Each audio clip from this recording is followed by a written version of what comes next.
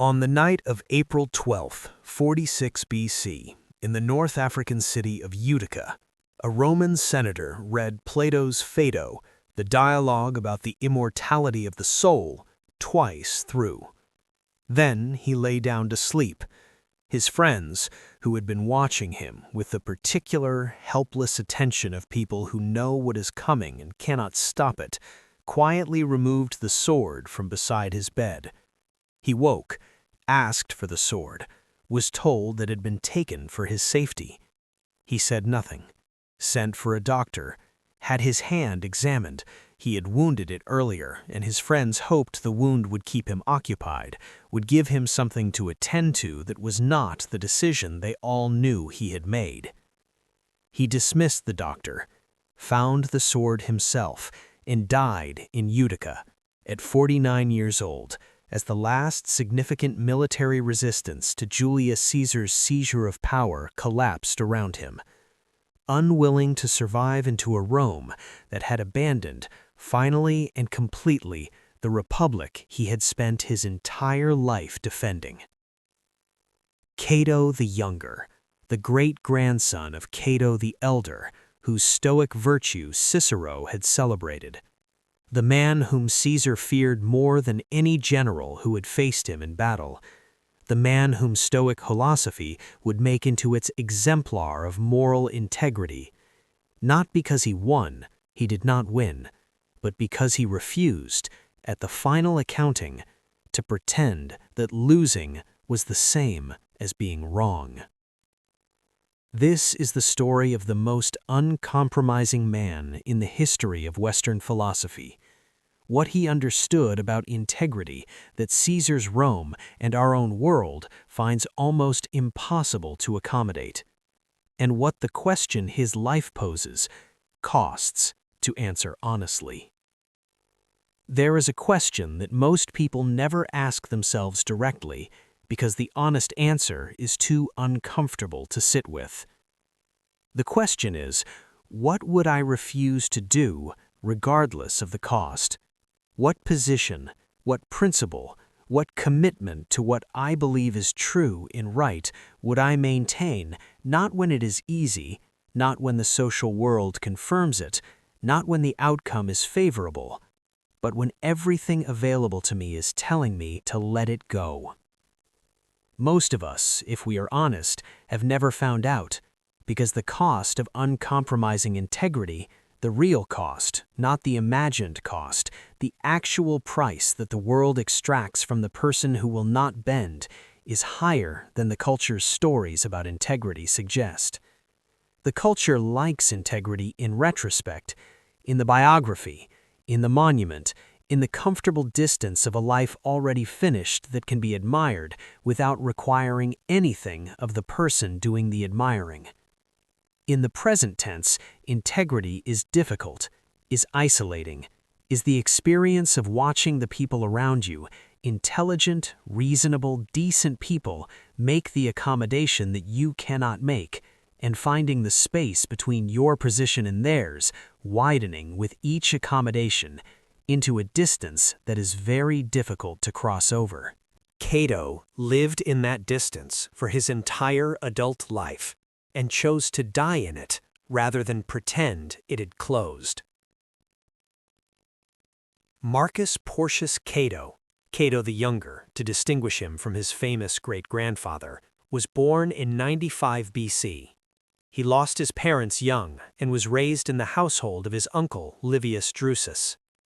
He was trained in philosophy, specifically in Stoicism, and took the training with a seriousness that his contemporaries found, by turns, admirable and exhausting. He was the kind of man who, upon learning that it was customary for Roman magistrates to receive kickbacks from tax collectors, simply stopped accepting them. Who, when serving as a military tribune in Macedonia, lived exactly as his soldiers lived, same food, same quarters, same conditions, and was therefore the only Roman officer in the region whose men did not complain about their general's comfort being paid for by their suffering. He walked everywhere rather than being carried, in an era when a man of his station was expected to be carried. He wore the same plain toga that ordinary Romans wore, in an era when dress was the most visible expression of social rank. He drank moderately, ate simply, and was so personally incorruptible that Caesar, who was trying to consolidate power through a combination of military force and strategic bribery of the Senate, reportedly said that the one man he could not buy was the greatest obstacle he faced. Not the legions, not the other senators, Cato, because Cato had decided, early and permanently, that his integrity was not a bargaining position. It was not something he held until the right offer arrived. It was simply who he was, which made him, in a world organized around the transactional exchange of advantage, almost incomprehensible. The relationship between Cato and Caesar is the philosophical heart of this story, because they were not simply political opponents, they were the embodiment of two entirely different answers to the question that every life eventually faces. Caesar's answer was, everything is negotiable. Every position can be adjusted, every alliance reconsidered, every principle weighted against the practical advantage of the moment. This is not cynicism exactly. Caesar genuinely believed in certain things, but he held his beliefs the way a man holds tools, useful when they are useful, set aside when they are not. Cato's answer was, some things are not negotiable. Not because he lacked the intelligence to see the practical advantages of flexibility, because he had decided, and the decision was not occasional or contextual, but total and permanent, that the moment you begin to weigh your integrity against your advantage, you have already lost the integrity. Caesar won, militarily and politically. The Republic fell. The long, slow transformation of Rome from republic to empire that Cato had spent his career fighting against happened anyway, and the man who had fought it most consistently and most uncompromisingly died in Utica, having lost every battle that mattered. And yet, within a generation, Roman Stoicism had made Cato the exemplar, not Caesar, not the victors, the man who lost everything rather than accommodate the thing he believed was wrong. Because what Cato understood, what the Stoic tradition saw in his death that the political record could not obscure, is that there are two ways to lose. You can lose the battle, or you can lose yourself, and only one of those losses is permanent. I want to stay with the night in Utica, not the death itself, but the hours before it, because what Cato did in those hours is the most complete expression of his philosophy available to us. He had dinner with his friends, a large dinner, well prepared, with wine and good conversation. He had always believed, with the Stoics' characteristic refusal of theatrical austerity, that the good life included genuine pleasure taken simply and without excess. After dinner he walked on the portico, looked at the stars, then went to his room and read the Phaedo, Plato's account of Socrates on the last night of his life, the philosopher who had also chosen death over the compromise that survival required, who had also been offered and refused the accommodation. He read it twice.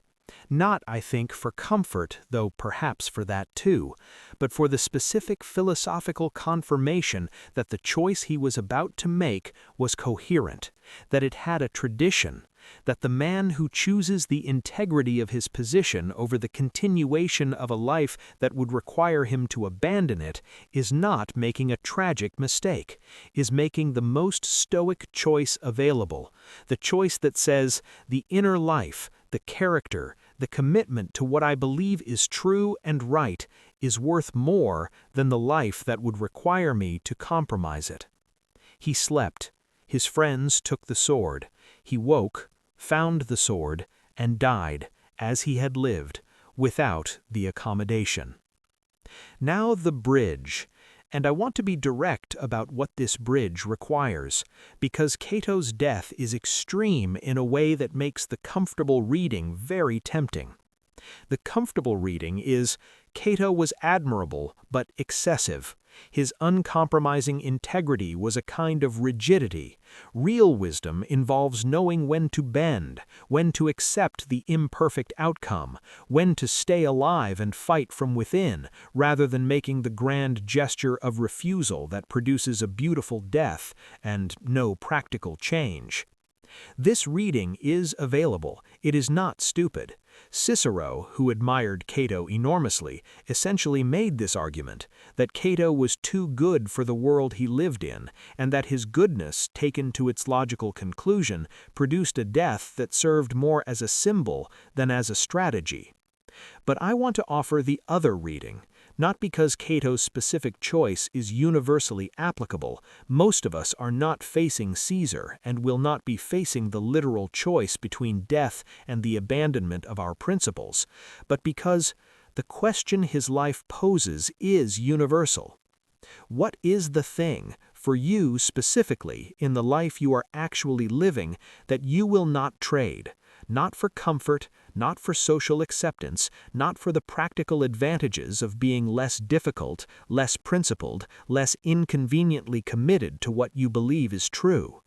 Most of us, if we examine our lives honestly, will find that the compromises have been accumulating, the small adjustments made to preserve the relationship, the career, the social position, the positions softened because the room found them uncomfortable, the thing said rather than the true thing because the true thing had a cost and the safe thing did not. Cato's life is not an instruction to die rather than compromise. It is an instruction to find, before the moment of crisis arrives, what you actually stand for, and to stand there before the Caesar of your own life makes the cost of standing clear. Here is what Cato asks of you, practically, today. First, find your non-negotiable. Not a list. One thing.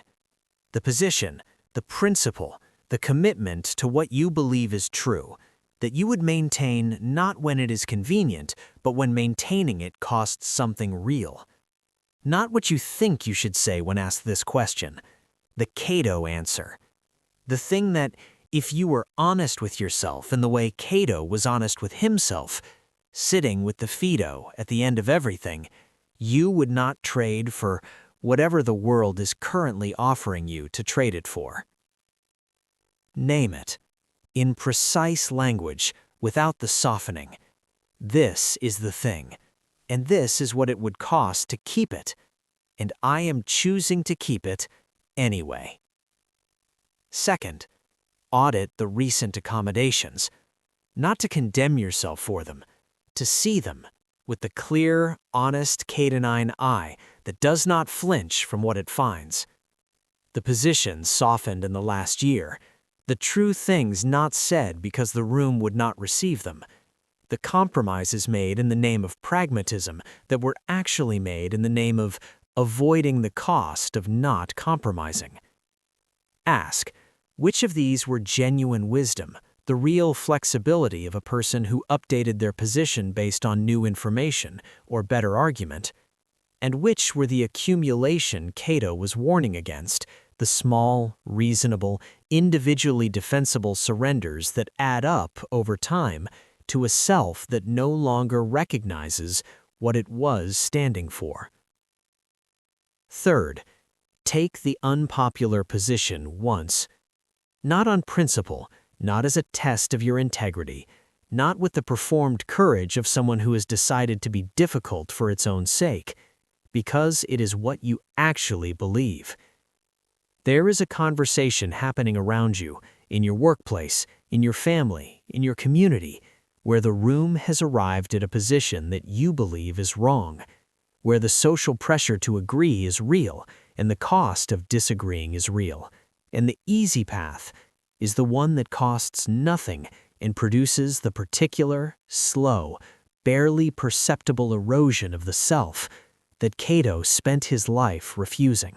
Say the thing you believe, once, clearly, without the softening, and notice what it costs, and notice what it gives back.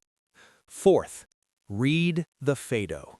Not because you are planning to die, because Cato read it on the last night of his life and found in it the confirmation that the choice he was making was coherent, that it had a tradition, that the person who chooses integrity over accommodation has been choosing it for as long as philosophy has existed. Read the Phaedo this week, not for theology, for the specific quality of Socrates in his last hours, the philosopher who was also offered the accommodation, who was told that exile was available, that the charges could be managed, that there was a path that did not require the hemlock, and who chose the hemlock rather than the version of himself that the accommodation would have produced. Let Socrates' clarity instruct your own.